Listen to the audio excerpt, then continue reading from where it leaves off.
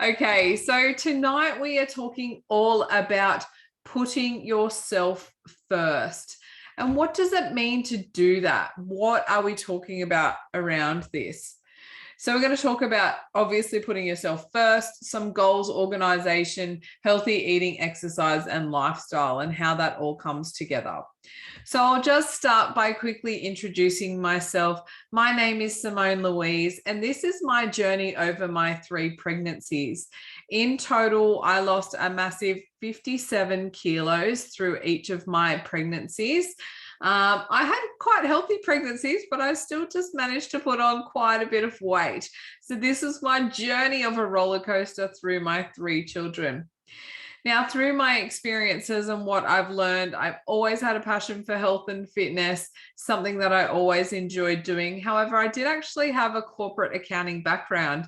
So fitness was something that I just did on the side until my youngest son was born.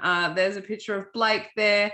And I decided to really live out my passion and purpose for what I feel I'm here to do in this universe, in this lifetime. So I created the Fit for Life program, which is a home-based health and fitness program that you can do at any time, no matter what your barriers are of work routine or having children around you, and how to healthily promote that into your family dynamic. And last lockdown, when we were here in New South Wales, from July to September, we were in lockdown for 3 months last year. I sat back and I started really thinking about, why do people struggle so much with their health and fitness? If it was so easy, how come we're all not doing it? And I started writing down all the things that led me to have a healthier lifestyle, and all the components that made me able to eat healthier and exercise each day. And I created that into a digital course that launched at the end of January this year.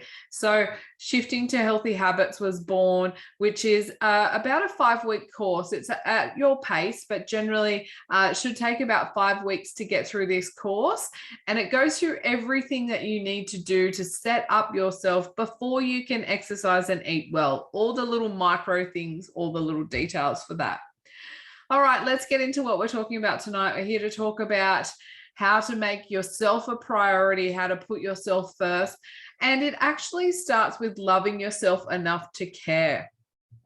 So what is self-love? Self-love means to take care of yourself and your own needs, and not sacrificing your well-being to please others. Now, this is something I see often with my clients, and it is because there is this stereotype that mothers are supposed to just be so selfless, and we're supposed to do everything for ourselves last. And the reality behind that is, if we don't look after ourselves, if we are not operating at our highest level, both physically and emotionally, then it is absolutely impossible to serve those around us most. So in my personal opinion, if you are not looking after yourself as a woman, as a mother, in your career, in your life personally, you're actually doing a disservice to those around you, because you can't help them. If you're not operating at 100%, you can't help others to your full capacity either. So then we talk about self-care, and why does self-care matter? So self-care is not prescribed. Self-care is anything that you do for yourself that feels nourishing, that you feel is very intrinsic to you. So this can be something that's relaxing or calming. It can be something that is really intellectual. It can be spiritual, even physical and practical. Now, when I started on my self-care journey, I actually thought this meant that I needed to go to a day spa, or I needed to go for massages all the time. I'm thinking, what? I can't afford these types of things.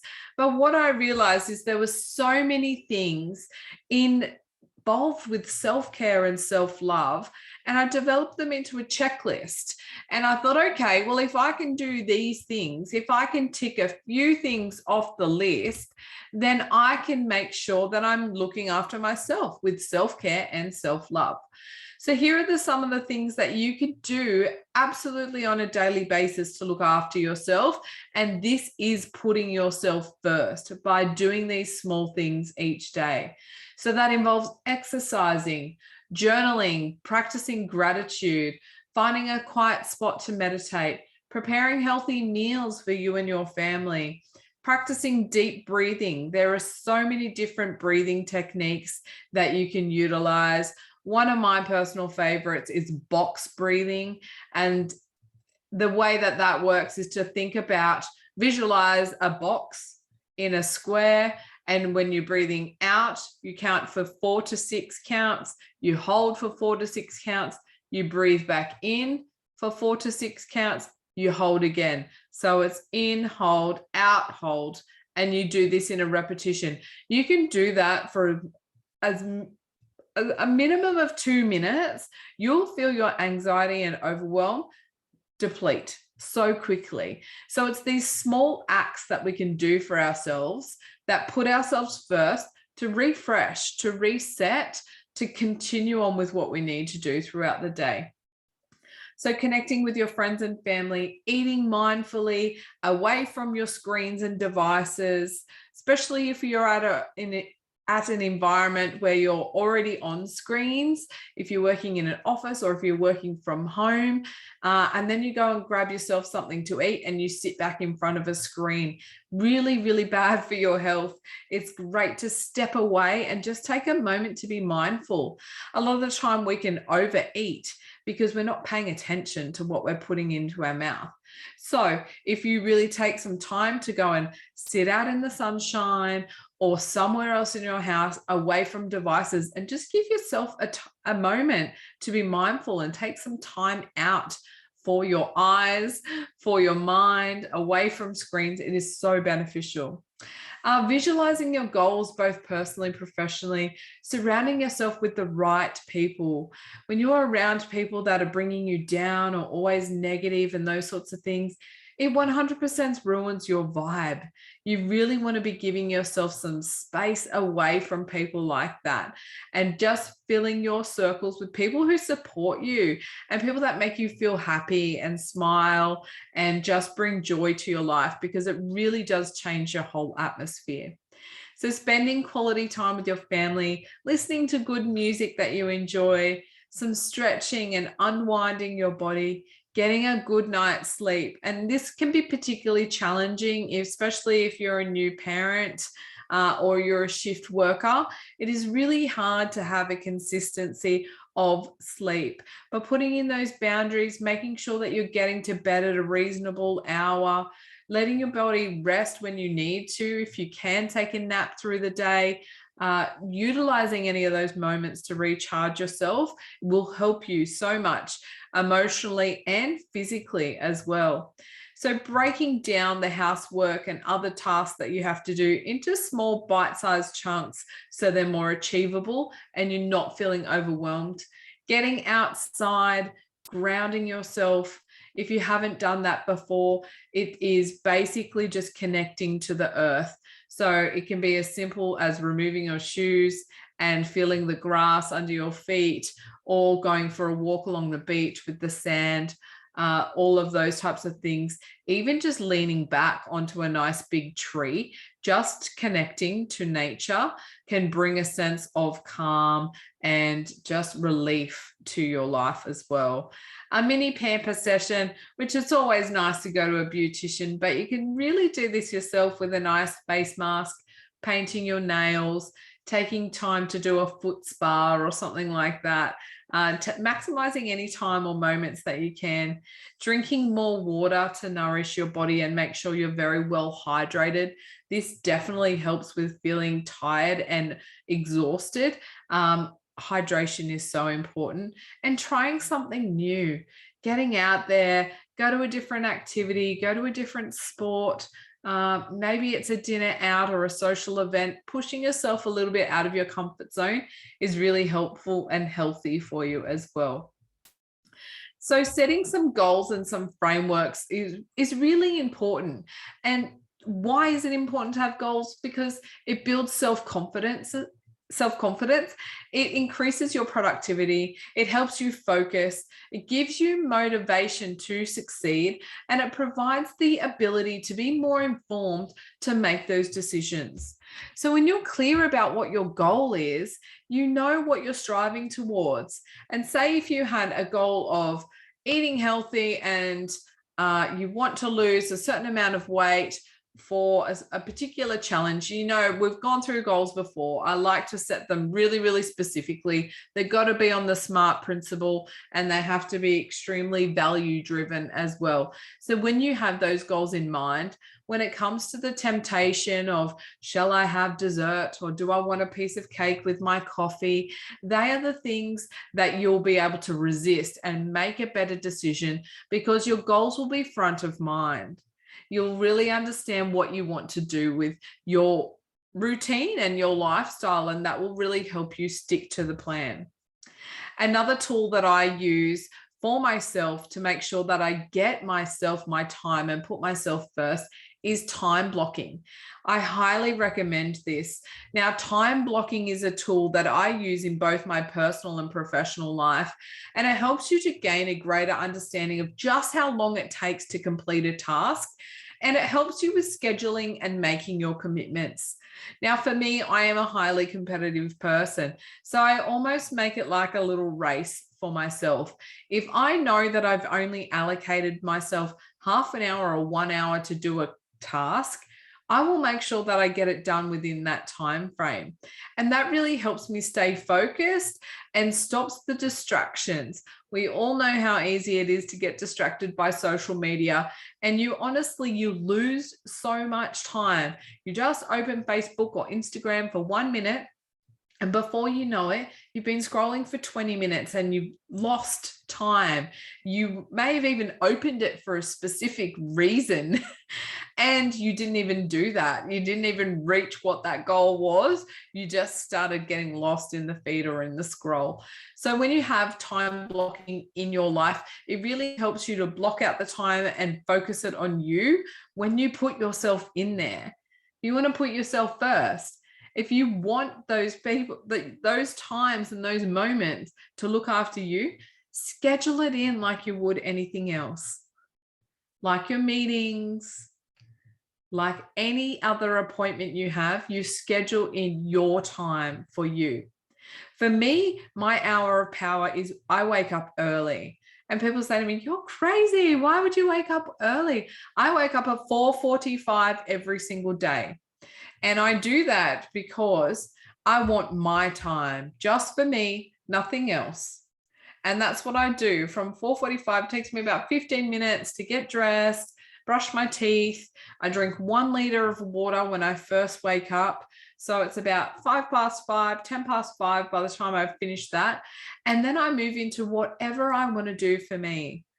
Sometimes that's journaling, sometimes it's meditation, sometimes it is moving straight into exercise, whatever I feel. I do juggle my routine around a little bit just to keep it fresh. And it is a routine, and it's a loose routine that I do have a bit of flexibility in, but that's my time. And even if my children wake up early, I know it is hard to get up early. And some people aren't morning people, and Helen, that's perfectly okay. You don't have to get up early in the morning. That works for me because I don't make the excuses. I just get up and I get on with it. And that's my time. And even if my children wake up, they know not to come and ask me for anything or do anything. We've worked on this process of putting those boundaries in, that this is mum's time. I'm doing my thing. Breakfast is at 7 a.m. And that's when I'm ready to serve and support my children.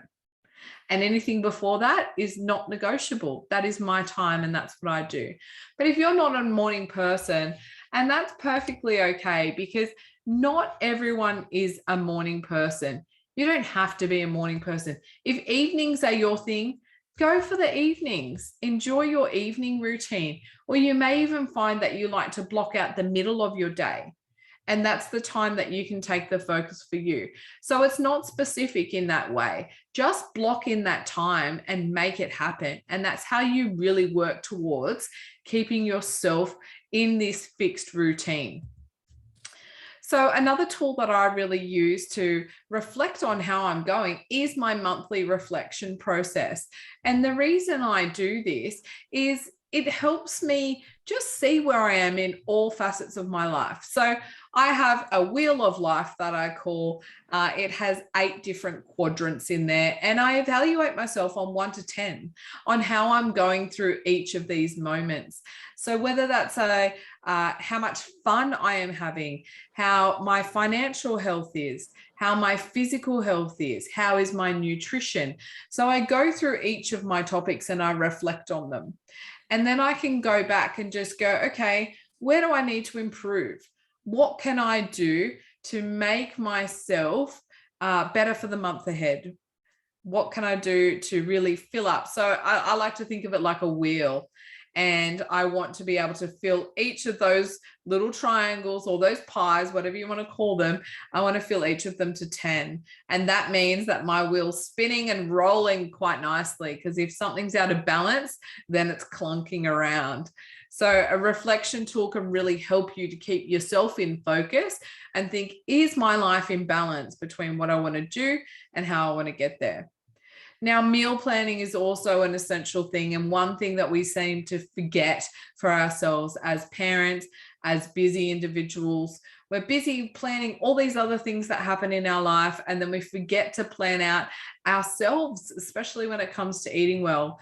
And then before you know it, you're just going down the cafe and you're grabbing a piece of banana bread with that coffee, or a toasted sandwich, or something that isn't going to support us as well as if we had planned something out. Or you're reaching for those chocolates or anything to give you that buzz of energy to get you through the day. So taking a few minutes to plan out your own nutrition is a really great tool to use. And I often speak to my clients about this, and they feel really overwhelmed by having to do a meal plan, thinking, oh, I've got to plan out everything. It seems like a lot. And I like to encourage people that you don't have to meal plan for every single day of the week. You can just meal plan for 3 days of the week, or just your lunches, or perhaps it's just dinner. Use it flexibly to suit yourself. And as you feel more comfortable within doing that, then you like to build on your routine, and you might go, okay, I'm ready to meal plan everything. But the one thing I often see is that people are trying to implement everything all at once, and it's too much. It's too overwhelming. And then we just give up because it's just all too full on. So meal planning can be great just to pick one area of your routine that you'd like that. Perhaps it's just on your work days that you'd like to plan in your meals. Or, perhaps it's just getting those lunches, if that's, your weak point, that you feel that you're always just getting the takeaway or something like that. So meal planning is essentially asking the what's for dinner question once for the whole week instead of every night. And it's okay if you want to eat the same thing. We often do. We're creatures of habit. So plan out to have the same thing for 2 or 3 days. That's okay. If you're feeling comfortable with that, that's something you can definitely do. You don't have to plan something different all the time. Just go with what feels good for you and what seems easiest. Now, when you do a meal plan, it is much easier to work out what you're going to shop for and what you're actually looking to purchase. So having a shopping list is a great way. So once you've sort of established what you're going to eat for the week, write down what you need to buy, and then use that, whether you're going to the supermarket, whether you're shopping online, or however your preferred method of shopping is. And it's really important to know that when you use a shopping list, you're going to save yourself money, because you're shopping specifically for what you want and not throwing everything and anything into that trolley or into that online cart because you're not sure what you're going to cook for the week. It also saves you time, because you don't need to think about the decisions. You just need to get what you need to get. And it also saves us wasting things, and which is great for our own carbon footprint, that we're not throwing things away. We're not being wasteful with the produce that we're buying. And let's be honest, food is getting more and more expensive. So the less waste we have, the better it is for our budgets. Now, exercise, as you guys know, this is always my favorite part of any routine and program. And it is for me so much because of the emotional benefits that come with exercise. It's not just about moving physically. It's not about getting skinny or anything like that. Most of the time we do start on a weight loss journey or a strength journey that we want to tone up. We want to feel stronger, or we want to lose weight, and that's fine. But exercise is actually such a good tool to use for your emotional well-being. It helps with coping mechanisms so much, just from giving yourself that mindset routine. And what I didn't realize early on in my journey is that I actually use my exercise time to meditate. And as I'm focusing on myself and I'm not thinking about my to-do list, I'm just focusing on myself exercising, I'm actually in a level of meditation and I'm giving myself that mindfulness that really helps along that journey. Now, exercising can also support us in female anatomy through our menstrual cycle and those sorts of things. It can support us to be injury-free as well by moving our joints and getting our body primed for anything that we need to do. So we're keeping ourselves physically and intellectually moving all the time, and supporting ourselves with nutrition as well, which can really help us keep onto our direction of our goals and routine. And then it comes to putting it into a lifestyle. So how do we do this for life? How do we keep on this? How do we keep our motivation up? A great tool to use is actually just having someone to help you keep accountable. That's what we really need, someone to care that we're doing this. Because at the end of the day, our friends and our family, they don't really care whether we achieve our goals or not. Like, they're happy for us for getting there and doing it, but they don't care on a day-to-day basis if you stick to your diet, if you got up to exercise. It's not their problem. It really isn't. So having someone to help you with your accountability is a great way to manage your lifestyle for long-term changes. And that's what we really want to do. That's one thing that frustrates me so much with the health and fitness industry, is that everything's about shiny, glittery projects that are just like 6 weeks, lose this much weight, do this, change your life in 12 weeks, those sorts of things. And the reality is that we need to stick to long-term health benefits to make sustainable change. We're not going to make an impact on lifelong health in just 6 weeks of taking some magic shake or something like that. We really want to be looking after ourselves emotionally and physically for our long-term benefits. So ways that we can do that is just making healthier choices when we're eating out and we're socializing, when we're sticking to our time blocking schedules and making sure that we're having time for ourselves. We often don't put ourselves on our calendar. We don't book those things in, but you need to. For me, it became really important to even do the small things like booking in time with my children, or saying, okay, this is date night. I am going to not work tonight, or I'm not going to let another activity take over this moment. I do need to focus on my relationship, or I do need to focus on myself and take some time out for self-care, because it's easy to get wrapped up in another email, in another social media platform, or whatever you need to do. And then our self-care and our self-love drops off. We're not putting ourselves first. We start making poorer choices because we're looking for quick fix options for our energy and for our health and to make us feel good, instead of really doing those things that nourish our body on a long-term basis. So let's just go over that me time checklist that we talked about at the beginning, the little things that you can do. And I'm not by any means saying that you need to do these every single day, all of these, but this is a great checklist. If you want to screenshot this or take a photo of this, you're more than welcome to, and just add 1 or 2 things to your week. This will just build on that. And that's how you compound on your habits as well. So taking small moments each time, each week, each day. You don't need to go and exercise for 2 hours. You don't need to meditate for an hour. You can exercise for 20 minutes. You can meditate for 5, whatever works for you. The purpose is actually getting them into your life, into your body, and start looking after you. Because at the end of the day, if you're not looking after yourself, then what do you have? What are you actually working for? If you don't have your health, all the money in the world is not going to help that. There's no point planning for that holiday all those years down the road when you get to whenever, if your health is sacrificed along the way, or you miss those relationships with those that you love most because you haven't taken care of you and you're just not emotionally able to have the connections that you want to have. So I'm going to just share with you quickly how I can help you and what I offer in my discovery call sessions. So I have a free 15-minute discovery session where I can help you get clear on the exact challenges that you need to overcome to optimize your health and body for this year and for the months and years ahead of that as well. So on this call, it's really fast paced and it's all about you. So we just have a quick conversation about what is your schedule, what's your lifestyle, your goals and your challenges. What do you think is possible for you in the next 90 days? What would you really like to achieve?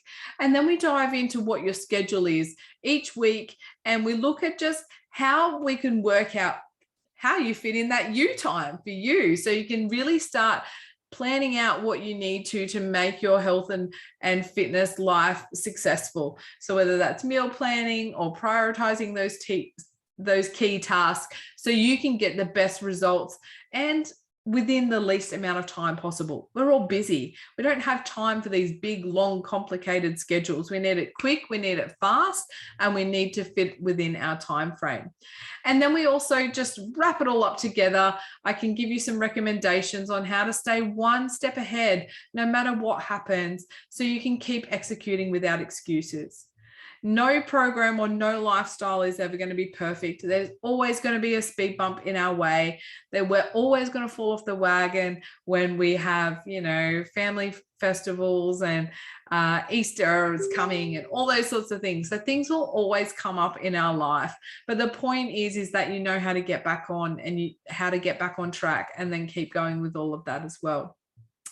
So in order to make the fit lifestyle stick, for long-term benefits, you really need discipline and structure to make that work. So motivation's great. Motivation is such an amazing thing. But at the end of the day, our motivation does sway. So it is really important to have the discipline there, because that's going to make the difference of what you actually need to keep on your health and fitness journey for long-term benefits.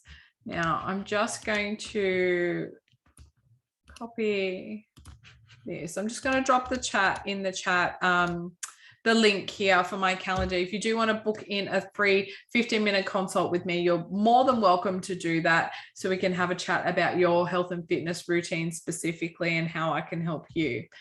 So where are we at? I always like to finish with a quote. And this one is one of my favorites. And time is what we want most, but what we use worst.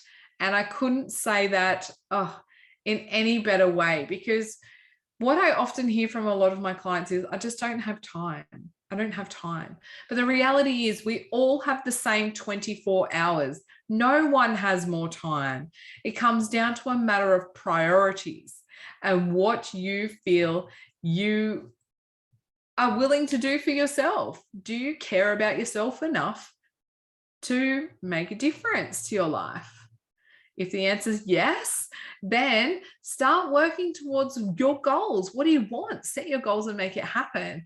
And if the answer is no, then keep doing what you're doing, because, it's obviously not a priority for you. And if you don't care about it enough, you're not going to succeed anyway. You're not going to do it. So I hope you enjoyed that information tonight. It's been a pleasure to be here with you. You can find me across all of the channels. I am on Facebook, Instagram, and LinkedIn. So please feel free to connect with me. I would love to have a chat with you. This recording will come out tomorrow as well. So for those who registered for the call and can't make it, I know it's an awkward time for some, but please feel free to catch the replay that I'll send out tomorrow and pop up across my social channels from there.